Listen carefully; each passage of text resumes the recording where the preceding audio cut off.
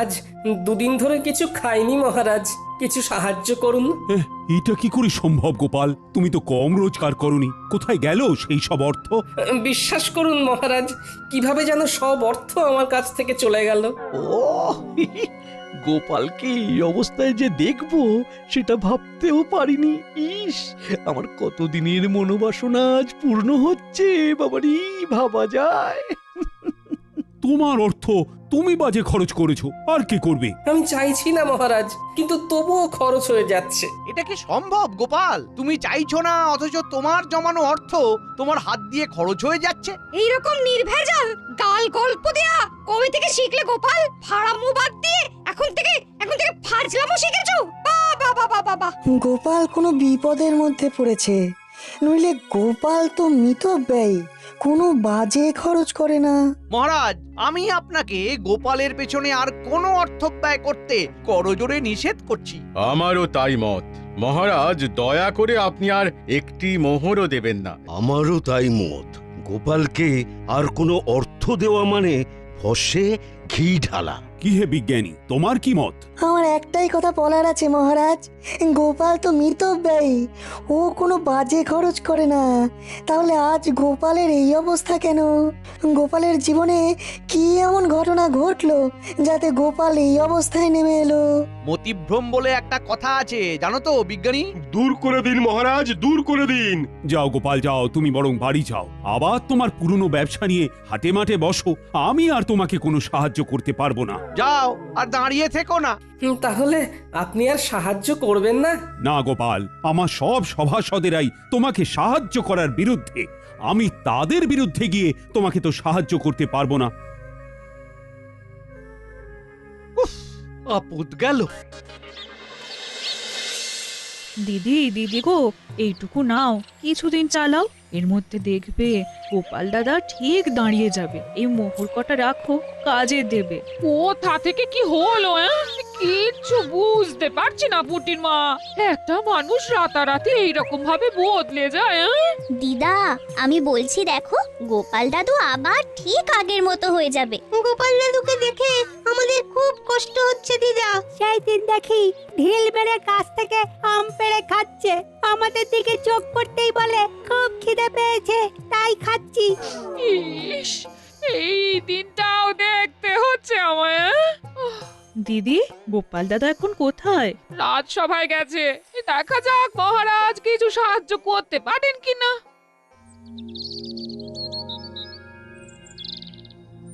আমি একদম একা হয়ে গেলাম। কে বলে তুমি একা? এই তো আমি আছি না। দুঃখ দুঃখ থাকতে তোমার কিসের ভয়? তাই তো, তুমি থাকতে আমার আর ভয় কি? নাও, আর কোথায় টেনে নামাবে নামাও। এই তো সব সময় মিথ্যে বলছো, আমি শুধু তোমাকে টেনে নামাচ্ছি। হ্যাঁ, কাজের খবর দিচ্ছি না? ওই তো কাজের খবর আসছে, ওই বটা আর ঘটা তোমাকে কাজ দেবে। কি গোপাল? তুই আমার নাম ধরে ডাকছিস? নাম ধরে ডাকছে বলে কি এমন মহাভারত অশুদ্ধ হচ্ছে শুনি? হ্যাঁ, শোনো, সেই দিন গেছে। হ্যাঁ, আর তুমি এখন একটা সাধারণ লোক। তোমার সম্মান প্রতিপত্তি সব চলে গেছে, দয়ায় বেঁচে আছো। একটা কাজ করবে, আমাদের বাড়ির চারপাশটায় কাল ভালো করে জঙ্গল সাফ করে দিলে 2টো মোহর পাবে। বলো করবে কিনা বলো? বলে দাও করবে। করব। তাহলে কাল সকালে ভোর ভোর চলে এসো, খাবার নিয়ে আসবে, খোরাকি দিতে পারবো না। কি গোপাল, ঠিক আছে তো? এই কাজটা ভালো করে করলে তোমাকে আবার একটা কাজ দেব, ঠিক আছে? আরে সেলাম করো, সেলাম করো, বলো ঠিক আছে প্রভু, বলো ঠিক আছে প্রভু। যাও গোপাল, ঘরে যাও। কাজ কিন্তু একদম ঝকঝকে করে করতে হবে, ময়লা থাকলে কোনো মোহর পাবে না। বুঝেছো? বুঝেছি।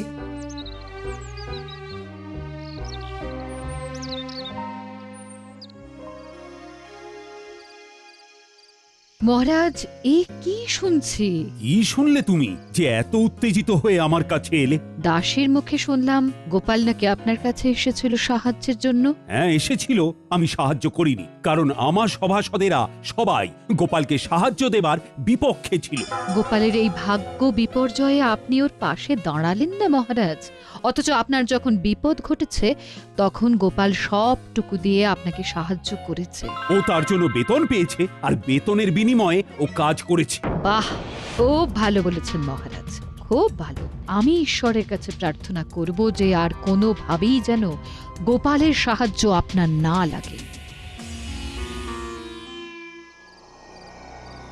এতদিনে একটা ঠিকঠাক কাজ হয়েছে। ওহো, তোমার তুলনা নেই রাজ্যতীশী, তোমার তুলনা নেই। জ্যোতিষ মতে গোপালের এখন 7.5 চলছে, মানে কায়দা করে ওর জীবনে দুঃখটাকে এনে দিতে হবে। এ এখন লম্বা চলবে, লম্বা চলবে। কৃষ্ণনগরে গোপালের সম্মান নষ্ট হবে। কতজন কত চেষ্টা করেছে, কিন্তু তুমি যা করেছো তা আমি কোনোদিনও ভুলবো না। এবার আপনি আমাকে দেখবেন, আমি আপনাকে দেখেছি। গোপালকে চিরকালের মতো সরিয়ে দিয়েছি। এবার মহারাজ একা হয়ে গেছে, তখন গোপাল ছিল, এখন গোপাল নেই। এখন দুহাতে লুটে পুটে খাবো, কেউ বলার নেই। চলো বাজারে যাই, মোহর দ্বিগুণ করে আসি। বাজারে এত রাতে? আরে রাতের বাজারই তো আসল বাজার। চলো একটা মোহর নিয়ে চলো। বাজারে আবার এসব হয় নাকি? আরে বাজারে একটা জায়গা আছে, সেখানে একটা কল আছে। একটা মোহর দিলে তোমার ভাগ্যে যদি থাকে তাহলে ওই একটা মোহর থেকে 500 মোহর হাতে চলে আসবে।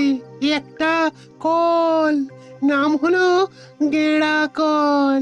সত্যি বলছো? আমি তোমাকে কেন মিথ্যে বলবো বলো? হ্যাঁ, কিন্তু আমার কাছে তো কিছু নেই গো দুঃখু। চলো চলো হেসেলে চলো, তোমার গিন্নি কয়েকটা মোহর পেয়েছে, ওই পুটির মা দিয়ে গেছে। তোমার গিন্নি এখন নেই, এই সুযোগ। চলো মোহরগুলো নিয়ে নাও, তোমাকে ধনী মানুষ হতে হবে। বলছো? তাহলে চলো। কোথায় রেখেছে? কুলুঙ্গিতে একটা ঘটির মধ্যে রাখা আছে।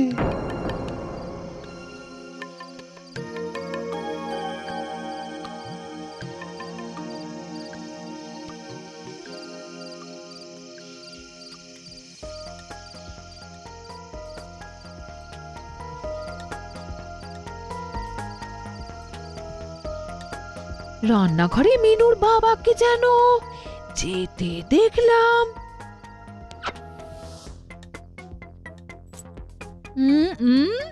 দেখি তো এখন রান্নাঘরে গিয়ে কি করছে, দেখি দেখি। হ্যাঁ, বলি হচ্ছেটা কি? আমার ঘরে শীত কাটছো? আমি যেটা বলছি সেইটা বলো। তুমি না আমার অর্ধাঙ্গিনী, তুমি তো আমার অর্ধেকটা। তুমি না আমার অর্ধাঙ্গিনী, তুমি তো অর্ধেকটা গো। থামো থামো, আমি কোথায় খাবার জোগাড় করতে হিমশিম কাটছি আর তুমি আমার সঞ্চয় শীত কাটছো? শোনো, আমি হলাম গিয়ে তোমার গিন্নি, আমাকে ভুজুং ভাজুং দেওয়া অত সহজ নয়। দেখি দেখি দেখি। গিন্নি, এইভাবে কেউ পরনের কাপড় নিয়ে টানাটানি করে? আমি তো বিকচ্ছ হয়ে যাব, আমার কাছা খুলে যাবে গিন্নি। আমার চোখকে ফাঁকি দেওয়া?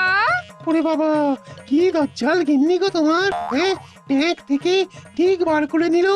দুঃখু, আমি কি বলেছিলাম? এখান থেকে চলো এখন। হ্যাঁ হ্যাঁ হ্যাঁ, চলো চলো, আমার এই সব একদম ভালো লাগে না। চলো চলো বাইরে চলো। বলি কোথায় যাওয়া হচ্ছে শুনি? বলো যেদিকে দু চোখ যায়। যেদিকে দু চোখ যায়? চলো, ছোট ছোট ছোট ছোট। এই শোনো শোনো বলছি। যা, এই চলে গেল। এ আমার কি সর্বনাশ হলো! কি হলো গোপাল বউ? গোপাল এরকম ঊর্ধ্বশ্বাসে ছুটে কোথায় গেল? আমার কপাল পুড়েছে, কি যে হলো বুঝতে পারছি না। ভালো মানুষটা যে এরকম কিভাবে বিগড়ে যাবে সেটা ভাবতে পারিনি। দেখো গোপাল বউ, দুঃখ করো না, আমরা সবাই আছি সাথে। জড়িয়ে আছি হাতে হাতে। গোপাল আবার তুলবে মাথা, যেন বৃথা হবে না আমার কথা। এই নাও গোপাল বউ, এই মুহূর্তে গোপালের কোনো কাজ নেই, তোমাদের চলবে কি করে? আমি আর বিজ্ঞানী মিলে দিলাম কিছু অর্থ, আমাদের প্রার্থনা হবে না কো ব্যর্থ। ও দুঃখু, আছো তো? আছি মানে একেবারে লেপ্টে আছি। তোমার ঘর থেকে এ জন্মে আর নামবো না। ওই যে মোহর দ্বিগুণ হওয়ার কলটার কথা বলেছিলে, সেখানে কি করে যাব? হাত তো একদম খালি। একটা জায়গা আছে, চলো সেখানে যাই। তোমার একটা কিছু তো ব্যবস্থা করতে হবে, নইলে খরচা করবে কি করে? চলো চলো চলো, সোজা চলো, একদম নাক বরাবর।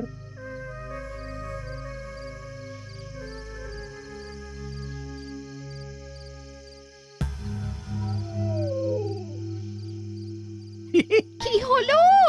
তখন থেকে দেখছি নিজে নিজে ফিক ফিক করে হাসছো। কি হয়েছে? কি হয়েছে? এতদিনে শিখে ছিঁড়েছে। গোপাল বিদায় হয়েছে চিরতরে। এই গোপাল চিরতরে বিদায়? কি করে কি করে? কালো জাদু জানো? জাদু? জাদু আবার সাদা কালো হয় নাকি? কথাটা আবার পাঁচকান করো না।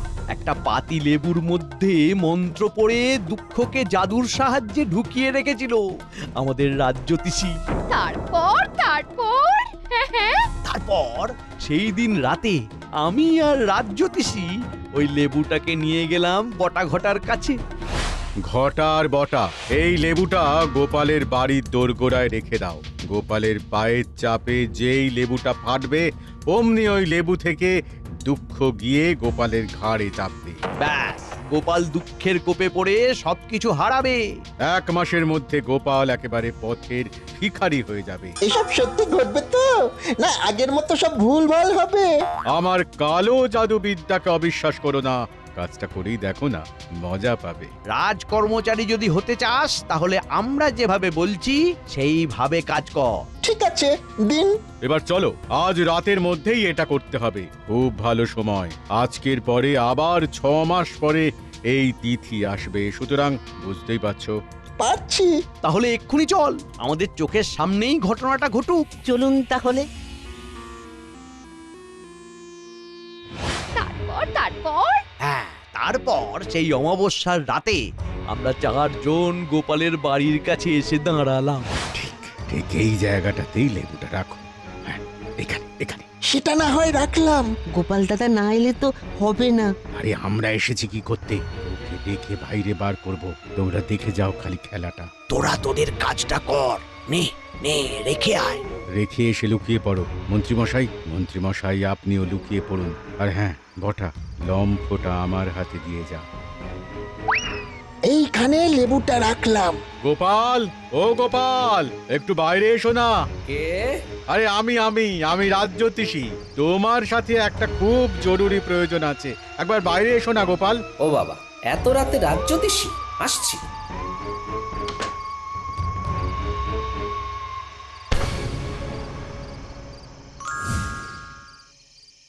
ব্যাস, সেই দিন থেকে 1 সপ্তাহের মধ্যে গোপাল পুরো শেষ। আর গোপালের শেষ মানে আমার শুরু। এবার দেখো কিভাবে আমার সঞ্চয় বৃদ্ধি করব। প্রথমেই তোমাকে 7 নলি একটা হার দেব, বুঝেছো? সত্যি বলছো? সত্যি সত্যি সত্যি, এই 3 সত্যি। ওই দেখো গোপাল, একটা পাথর পড়ে আছে, দেখতে পাচ্ছো? অন্ধকারে কিছু দেখতে পাচ্ছি না, তুমি আমাকে নিয়ে চলো। এই যে এই পাথরটা, এই পাথরটাকে ঠেলো ঠেলো ঠেলো। এগুলো কি? গর্তের মধ্যে এগুলো কি? এগুলো সব তোমার। নতুন করে খরচা করতে শুরু করো। বস্তাটাকে তুলে নাও, তুলে নাও। হ্যাঁ, তারপর রাতের বাজারে চলো। ওই গেঁড়া কলে মোহর দেবে, আর মোহর দ্বিগুণ হয়ে যাবে। সুযোগ এসেছে দুকুকে ঘাট থেকে নামানো। একটা সোনার মোহর গর্তে ফেলে দিই। কি গো গোপাল, হলো? এই রে দুঃখু ভাই, বস্তা থেকে একটা সোনার মোহর গর্তের মধ্যে পড়ে গেল। দুঃখু ভাই, গর্তের মধ্য থেকে সোনার মোহরটা তুলে দেবে? এ বাবা, ভালো করে ধরতেও পারো না। দাঁড়াও দাঁড়াও, দেখছি। উহ, কি শান্তি! অবশেষে দুঃখু নামলো ঘাট থেকে। এবার শান্তি শান্তি, মহা শান্তি।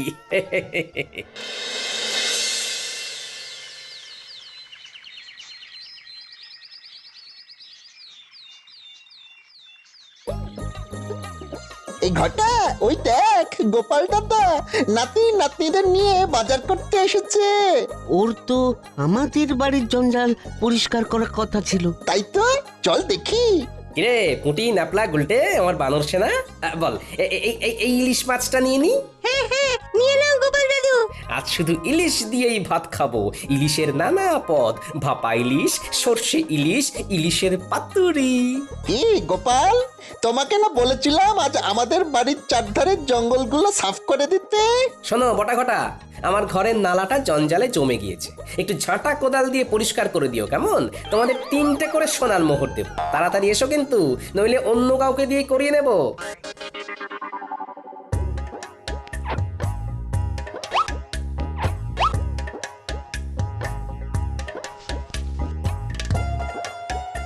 চল রে মানুষ না, আরো কত কি কেনার আছে। চল চল চল চল চল, মন্ত্রী মশাইকে খবর দিয়ে আসি।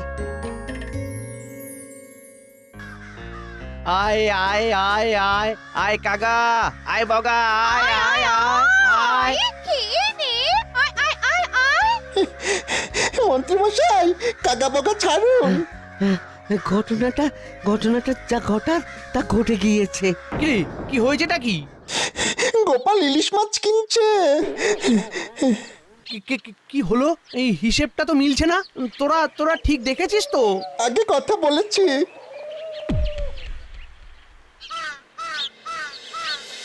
এই তো, আবার তোমাকে নিজের জায়গায় দেখতে পেয়ে খুব ভালো লাগছে। তা কি হয়েছিল গোপাল? বুদ্ধিতে এর কোনো ব্যাখ্যা নেই বিজ্ঞানী। একদিন রাতে রাজ্যোতিষীর গলার আওয়াজ শুনে ঘুম থেকে উঠে বাইরে বেরোতেই পায়ের নিচে একটা লেবু পড়ে গেল, আর সাথে সাথে আমার ঘাড়ে একটা ভারী কি যেন একটা এসে বসে পড়লো। তারপর আর কিচ্ছু জানি না, বুঝলে। এখন কেমন লাগছে ঘাড়? হালকা ফাঁকা, নাইকো ভার। আরে কাল রাতে ঘাড় থেকে দুঃখুকে নামিয়ে দিলাম, ব্যাস। বিষয়টা একটু খুলে বলো তো গোপাল। বলছি।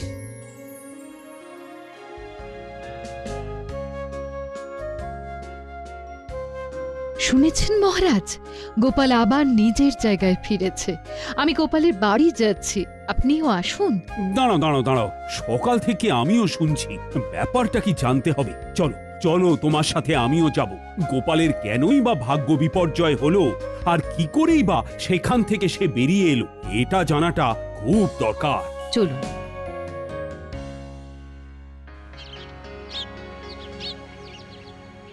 এবার বুঝলে তো?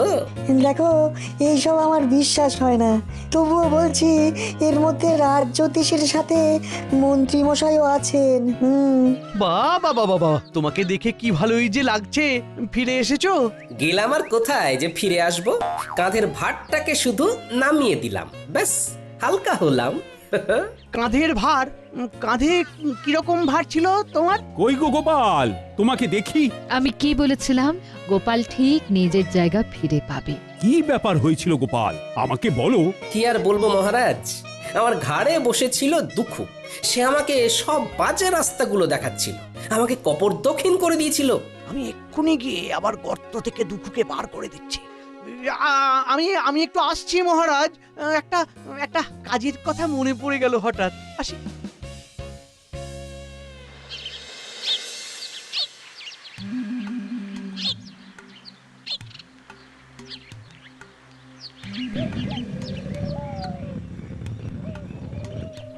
তুমি কে গো? আমি এই রাজ্যের মন্ত্রী দুঃখু, আমার ভাই। যাও যাও, আবার গিয়ে গোপালের ঘাড়ে চাপো, ওকে আবার সর্বশ্রান্ত করে দাও। তুমি ওকে এত উপকার করলে, ও তোমার ক্ষতি করলো দুঃখু। না, গোপালের কাছে আর যাব না, ও বড় ভয়ঙ্কর। তার চেয়ে তুমি বরং খুব ভালো। তুমি আমাকে মুক্ত করেছো, যে মুক্তি দেয় তাকে কি ছেড়ে যেতে হয়? হ্যাঁ, আজ থেকে আমি তোমার কাছে থাকবো। হ্যাঁ। বলো কি? না না না না দুঃখু, না না